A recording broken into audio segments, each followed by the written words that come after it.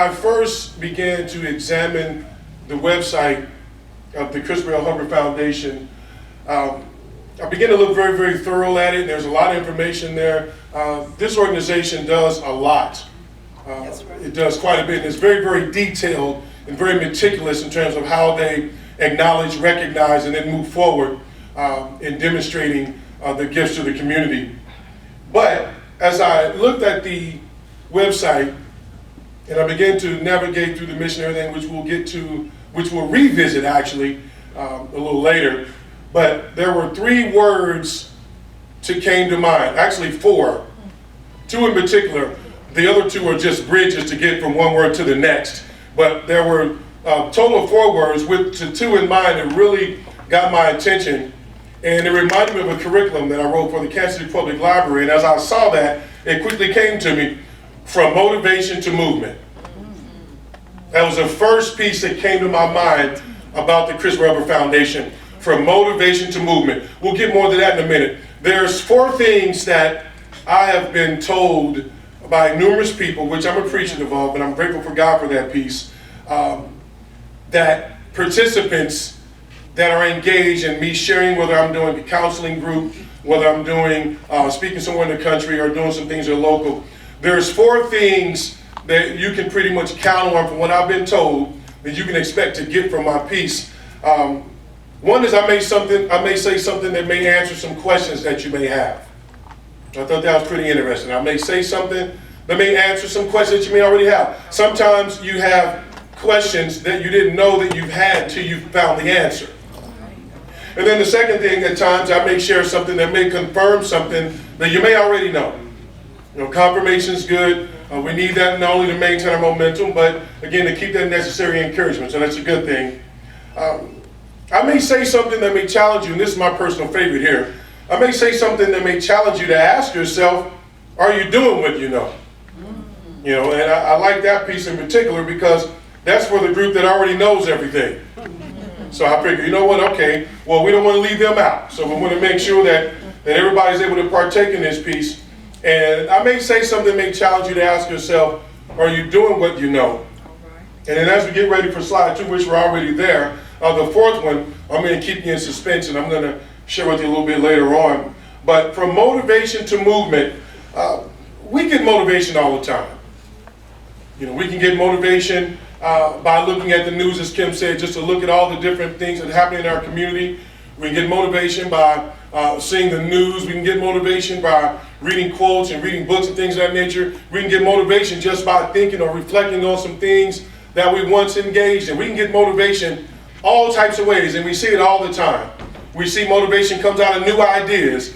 People get new ideas and they're talking about them, and they may call their friends and really share some of that enthusiasm, and we can get motivated.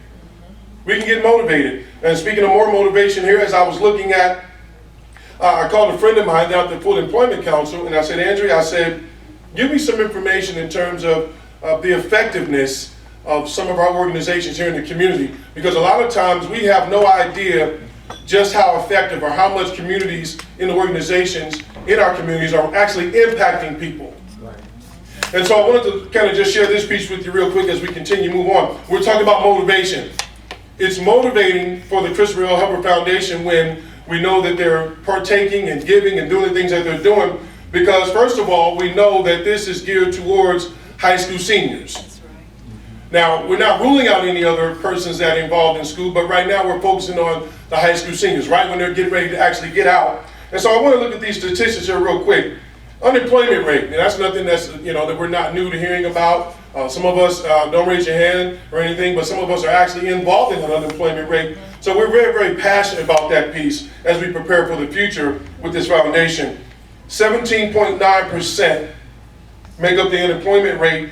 Less than high school seniors that actually graduate. There's 17.9% of high school seniors that don't graduate that still earns about $17,000 a year. That's not too bad.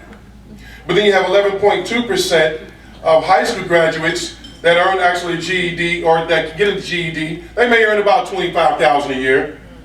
But then it gets better as the rates go lower. 8.3% participate in the unemployment rate. Some college or associate's degree, they may earn about 30,000, maybe 31,000 conservatively a year. But then those that actually get in college, which is what we're encouraging here, and then actually finish college, 3% make up the unemployment rate, where they were pretty much scheduled to earn anywhere between 40,000 and up. And I think that's huge. Let's clap for that, because the Criswell Hubbard Foundation contributes directly to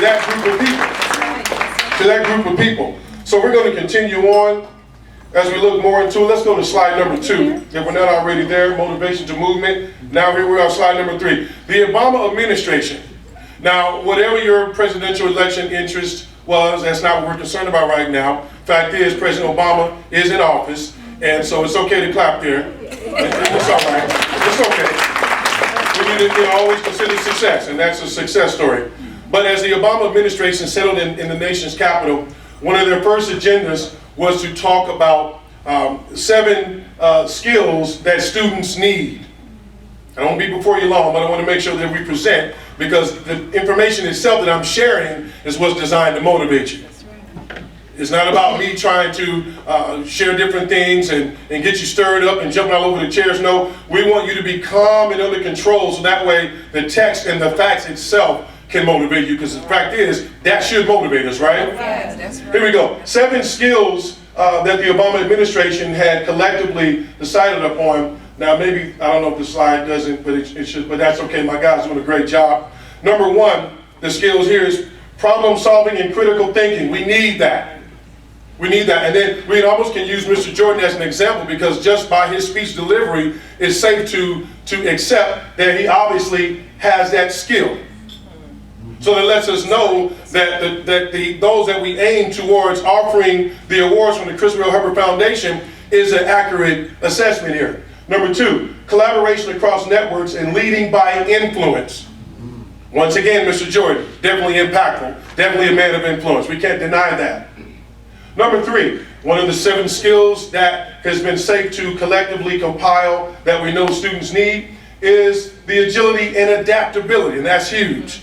If I had time, I would go through and dissect each one of those words, but we don't have time. We're going to keep moving, but I think we'll do okay here. Number 4, part of the 7 skills that students need is the initiative and entrepreneurship, and that's huge. We don't need to go into the details in terms of how valuable entrepreneurship is, not only in this community, but any community. We need that. And is it okay to mention that this is faith-based organization? Is that okay? That's fine. This is totally faith-based. I think that deserves another hand, because everything starts with our faith as our base. I do a lot of commercial breaks, so that's how I roll. Here we go. Let's move on. Number 5. One of the 7 skills that students need is the effective written and oral communication skills. That's huge.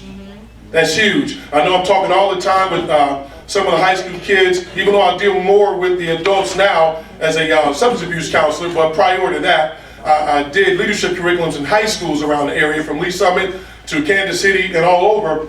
And one of the things I would always talk to some of the students about is you're never going to communicate effectively with every other word as, you know what I mean, and you know what I'm saying. That's not going to work. I don't know what you're saying. A lot of times they don't know what they're saying, but we're trying to at least encourage them to know, so they can effectively communicate what they know to those that they're trying to convince. And then, of course, number 6, accessing and analyzing information, teaching high school students to be empowered to take the initiative and finding out what's going on in their world, finding out what they need to be the best them that they can be. And so that's one of the 7 skills that the Obama administration is settling up, and I'm going somewhere with this in a second. And then number 7, of course, curiosity and imagination, which leads to one word, starts with a V for me, that means vision. We absolutely positively need to encourage our students, especially as their senior year, to be men and women of vision. So, as I looked at these 7 skills set forth by the Obama administration, and I reflected back on the mission statement of Criswell Hubbard Foundation, which we can go to the next slide, I thought to myself, I'm not even sure if Kim and the rest of her team is aware of this or not, but their mission statement ties directly in to all 7 of those skills that's already been set forth from our nation's capital. And I think that's huge. Let's one more time keep that momentum going. I think that's a big deal. I think that's a big deal. Now, in your possession, which you certainly should have, this beautiful, well put together, costly brochure. These things cost. Anybody that's done event coordination, you know, it's color two-sided, they're tri-folded, card stock. This is some serious stuff here.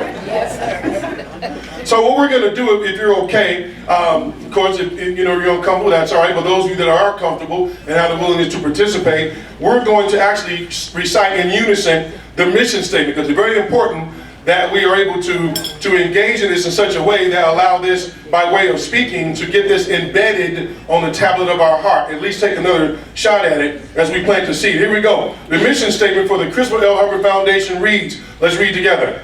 Our goal is to provide financial, moral, and spiritual support to high school seniors who are embarking on a journey in furthering their education.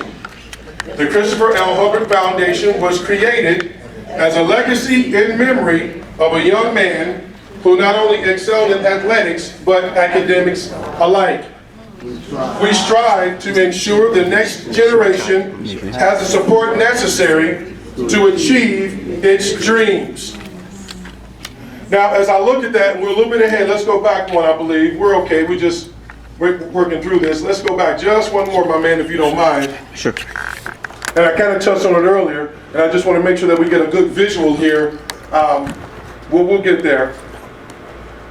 The 4 areas that the foundation is already moving forward in. Okay, don't worry about legislative, we'll make it work from there. Okay, then. But there's 4 areas that we just shared about in particular regarding this mission statement. One is financial. We know you can't do anything without finances. And even for some of us that have finances, it's never a bad idea to assist with more in certain areas of need. Well, the Christopher L. Hubbard Foundation is already participating in that. 2 is the moral support. We need that. We need to demonstrate that as much as possible, because in doing so, and not just by demonstration in word, but by demonstration in deed, because it's one thing to say something, remember, motivation, but we want to go from motivation to movement. It's not just about talking the talk, but by walking the walk. Kim Hubbard said earlier, it's just about going, not just speaking about it, but being about it. So that moral support of excellence is what we're looking at here. And then, of course, the spirituality. Being in this faith-based, everything starts with spirituality. Not religious, but spirituality. And then, of course, the bottom piece here, which we've already gone past, so I'm going to stay over here for now, is the support necessary to achieve their dreams. A lot of seniors have dreams, but they don't have no support. Right.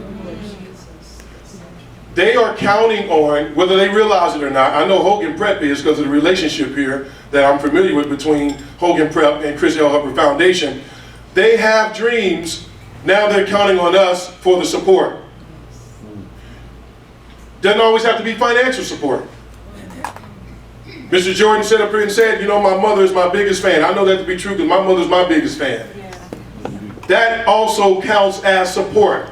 Each and every time when we're encouraging students, when we are leading by example, you know, one of the things, 4 things real men do, and this is kind of a commercial break, but I want to get this in. 4 things real men do. 1, real man is not afraid to wear pink. Hey, I got to put that out there. Number 2, a real man is not afraid to cry, not to be confused with a cry baby. There's a difference. Go ahead. Number 3, a real man is not afraid to admit when he makes a mistake. Actually, I'm going to stay with those 3. A real man is not afraid to admit when he makes a mistake. So even in making a mistake, we can still turn around and use that setback as a set-up for a comeback when we say, you know what, hey, don't do what I do. I made a mistake. You have the necessary support to make this thing work. Hey, I'm behind you all the way. You can win at this thing. Sometimes it's just something as simple as that that can impact a high school senior, whether male or female.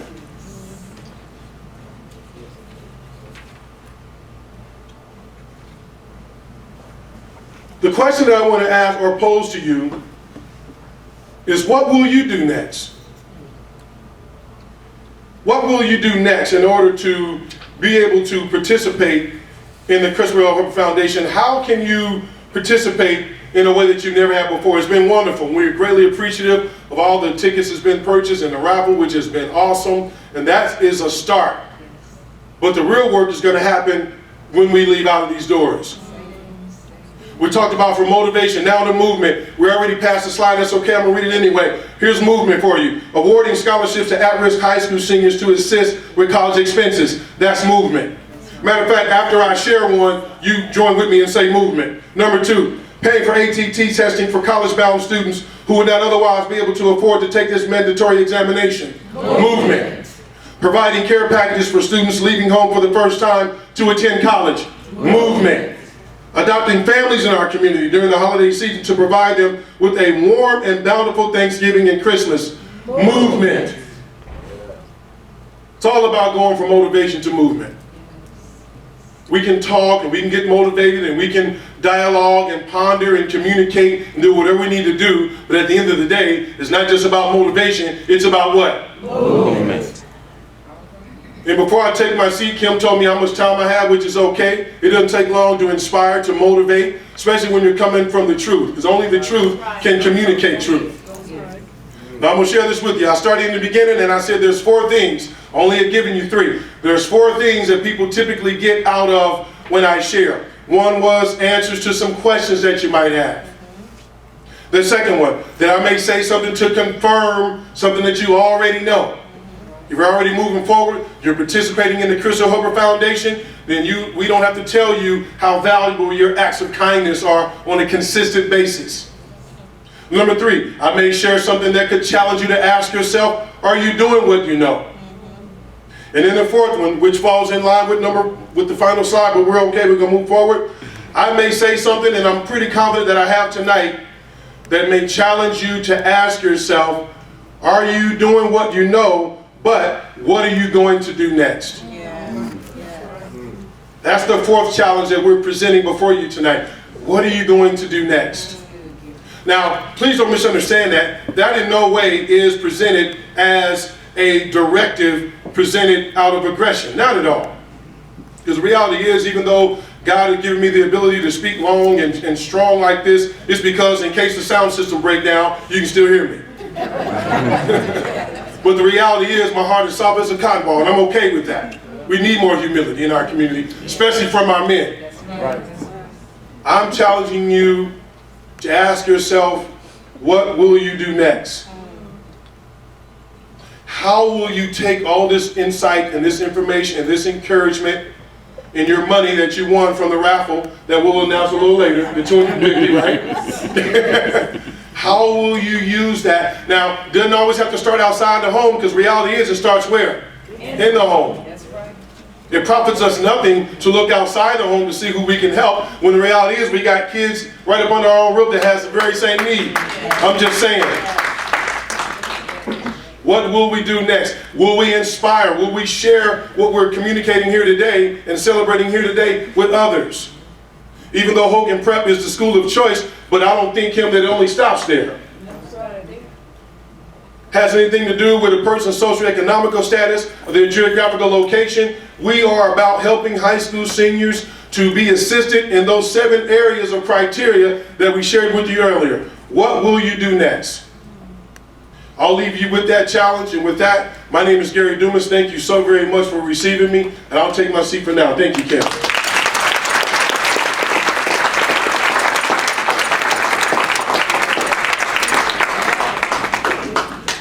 Let's give Mr. Gary Dumas another round of applause. Motivation to movement. And that is truly what we're all about. And on that note of motivation to movement, we're gonna move. We're gonna move right into, let's give away these baskets. Let's do that. So if you would bring up some baskets to me, but as she's coming with the baskets, I really hope that you allowed your heart to receive what Mr. Dumas just gave up. Because if you have a heart, it had to have been pricked.